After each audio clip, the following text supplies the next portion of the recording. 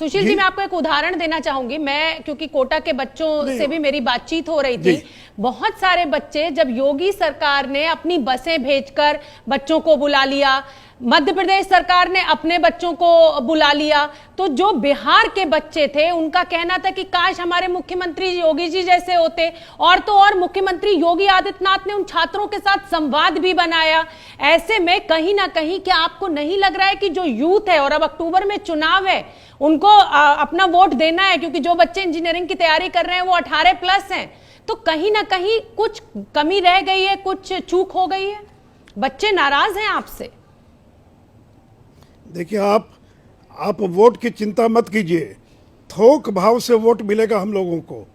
और हम केवल कोटा की चिंता नहीं करते हैं, बेंगलोर की भी चिंता करते हैं, हैदराबाद की भी चिंता करते हैं। हाँ। और वो जो बिहारी गरीब मजदूर है, और आपको बता दे, बिहार पहला राज्य है जिसने अभी तक 18 लाख से ज्यादा मजदूरों के खाते में 1-1 हजार रुपया भेजने का काम किया है।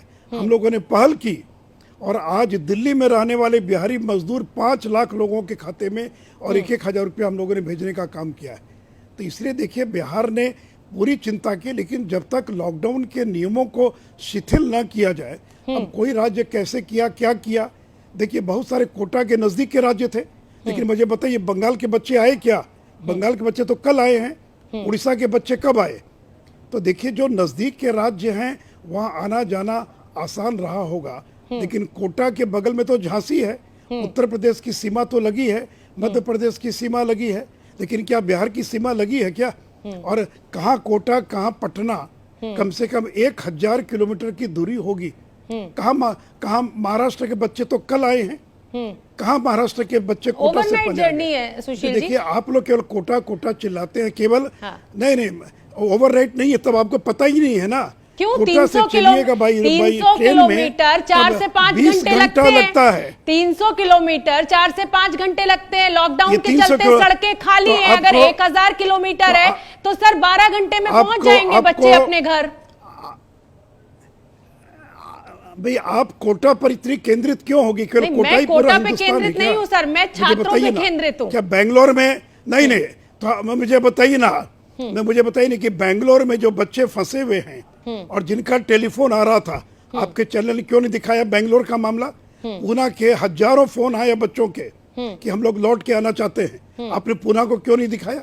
सुशील जी, कहीं केवल सवाल कोटा का नहीं है, ठीक है, जो हजारों बच्चे, मेरा अगर आगे बढ़िए कोटा से हो गया, ठीक है, मैं वही कह रही हूँ, नहीं, ठीक है, बिल्कुल मैं आगे बढ़ रही हूँ।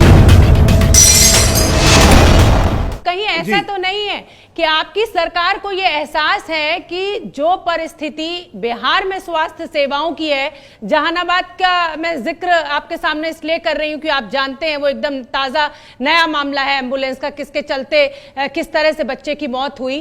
क्या ये डर तो नहीं था कि कहीं ऐसा ना हो कि बाहर से हम और लोगों को ले आए और हमारी स्वास्थ्य सेवाएं तो पहले से जर्जर है और हम संभाल नहीं पाएंगे? देखिए, ये घटना तो हिंदुस्तान के किसी राज्य में हो सकती है, बिहार तो छोड़ दीजिए, बिहार तो गरीब और पिछड़ा राज्य है। ऐसी घटनाएं जो आप जिसका जिक्र कर रही हैं, वो आए दिन महाराष्ट्र से लेकर गुजरात से लेकर कहीं भी हो सकती हैं। कोई चूक हो गई, कोई कमी हो गई, वो कोई मानक नहीं है ना, वो कोई मापदंड नहीं ना है। तो इसलिए देखिए, आप उस एक घटना से और 12 करोड़ के पूरे बिहार की छवि मत खराब कीजिए। कोई एक घटना कहीं भी हो सकता है, इतना बड़ा देश है, इतना बड़ा राज्य है, तो इसलिए कोई एक घटना से आप किसी राज्य की छवि मत बनाइए और उसके बारे में कोई इमेज बनाने की आवश्यकता नहीं है। एक घटना से नहीं, आप भी जानते हैं चमकी बुखार से भी किस तरह बच्चे मरे थे, वो भी उदाहरण आपके सामने है। मैं किसी एक घटना से इस बात का जिक्र नहीं कर रही हूं। मैं आपसे ये समझना चाहूंगी कि बिहार जब कोरोना फैलना शुरू हुआ तो बहुत अच्छी स्थिति में था, लेकिन अचानक मामले बहुत तेजी से बढ़ने लगे। क्या वजह है? क्या मतलब क्या कमी रह गई? वो क्यों अचानक बढ़ने लगे? लॉकडाउन तो लागू था। नहीं, तब आप ही बताइए ना कि गुजरात में क्यों संख्या इतनी बढ़ गई, महाराष्ट्र में क्यों बढ़ गई? तो ज्यादा विकसित राज्य है, मेरे यहाँ कोई कमी, दूसरे राज्य में कोई कमी है तो मेरे राज्य की गलती जो है वो जस्टिफाइड है।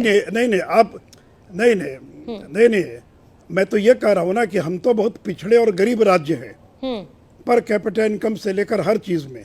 लेकिन देश के जो विकसित राज्य हैं, तमिलनाडु, केरला, तेलंगाना, महाराष्ट्र, गुजरात, वहाँ की संख्या इतनी ज्यादा है, तो क्या इसका क्या, देखिए ये कोई तुलना नहीं किया जाना चाहिए। और हमारे यहाँ तो केवल 2 लोग मरे हैं अभी तक, हमारे यहाँ तो केवल 2 लोगों की मृत्यु हुई है, और जो विकसित और संपन्न राज्य हैं वहाँ तो मरने वालों की संख्या 300, 400, 500 पहुंच गई है।